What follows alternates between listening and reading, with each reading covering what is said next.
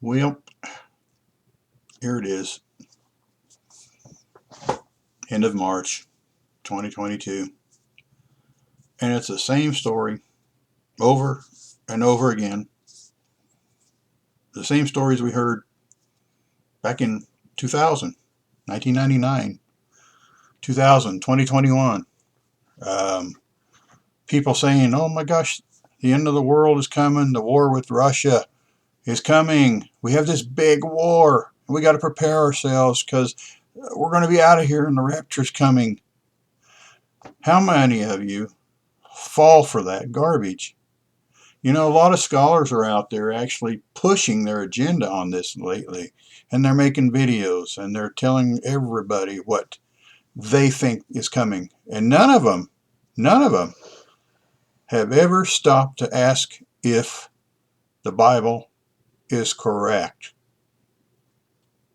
What does Rosh mean? Where did it come from? Let me show you something here. 38:2, Son of man, this is in the book of Ezekiel. 38:2, Son of man, set your face against Gog of the land of Magog, the prince of Rosh, Meshech, and Tubal, and prophesy against them. 38:3 basically says the same thing and say, thus says the Lord God, behold, I am against you, O Gog, the prince of Rosh, Meshech, and Tubal.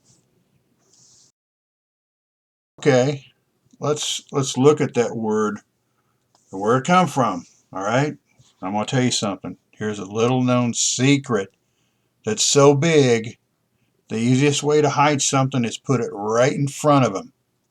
Did you know that Rosh isn't in the Bible? Did you know it isn't scripturally sound? Did you know that it was added to the Bible? At what time? We don't really know. Probably about the time that the Bible was starting to get translated into different languages and people interpret it to mean Rosh. And so they added the phrase to it. Let me show you what the original translation points to and says. Take a look at this right here. This is a breakdown of original words that were used, okay? They're broken over into English. I want you to notice that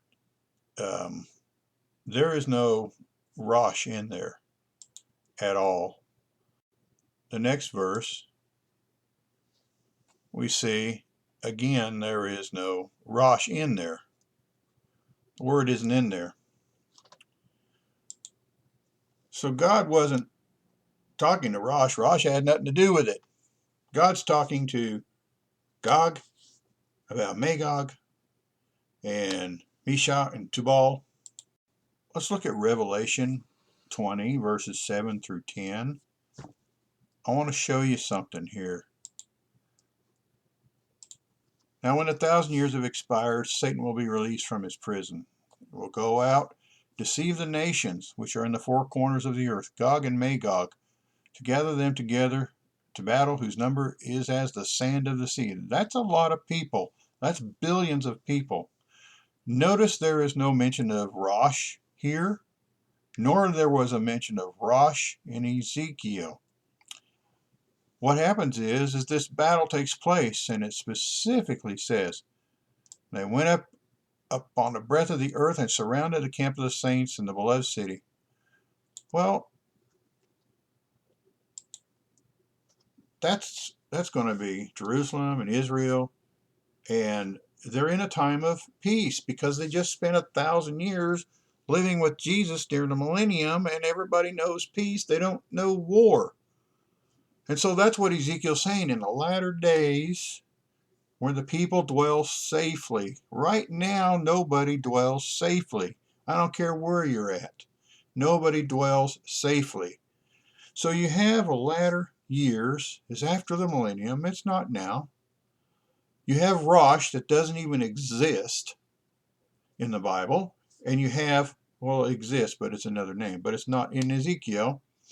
So you have Rosh. It's not even prophesied.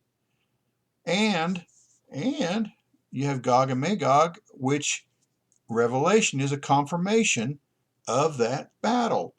That battle does not take place till after the millennium. You have got to understand what happens after the millennium. And that is, this war takes place, but this war will not take place overnight. These people are not going to come up out of their graves and go straight into battle. They're not going to do that. There's about a 300 to 500 year time frame that's going to happen in there. And what will happen is they'll come out, they'll be given a chance at salvation, because that is the second time salvation will be offered. You have now you have the winter, which is going to be during that time, and you have on the Sabbath day. So they will be given a chance again. But as it says, now looky here, it says, and fire came down from God out of heaven and devoured them. Well, that's Old Testament stuff too, where they stand on their feet and their eyes and skin, falls off their bones while they stand on their feet. So there's nothing, absolutely nothing premillennial about this war. And these preachers just will love to preach. Boy, they just love it. Preach what they know. Boy, they know it. They read it. So-and-so's backing them up. So-and-so's backing them up. And so next thing you know, you've got 15 million preachers around the world preaching something that just isn't true, because nobody has taken time to go into the Bible and see if the word Rosh is even in there, or what the latter days are. And the latter days are not pre-millennium, they are post-millennium. Okay?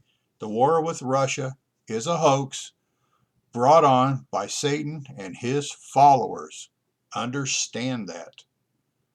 You guys have a good day. Enjoy.